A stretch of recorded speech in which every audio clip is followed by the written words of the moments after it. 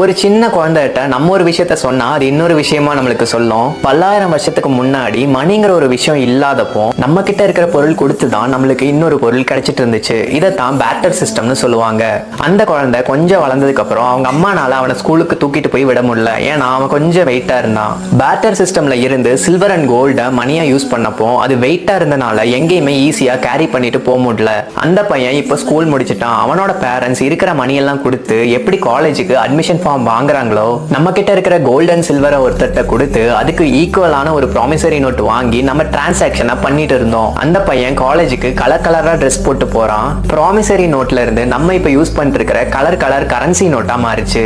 காலேஜ்ல கிடைக்கிற எல்லா நாலேஜும் கெயின் பண்ணிட்டு போய் ஒரு ஜாப்ல எப்படி உட்கார்றானோ அதே மாதிரி நம்ம மணி எல்லாம் பேங்க்குக்கு போய் ஒரு பிளாஸ்டிக் கார்டா நம்ம கையில வந்துச்சு. பணம் நிறைய விதமா மாறி இருக்கு. ஆனா மனுஷங்க செலவு பண்றது மட்டும் இன்னும் அப்படியே தான் இருக்கு. அதை இன்னும் சிம்பிள் அண்ட் ஈஸியா ஒருத்தர் மாத்திட்டாரு.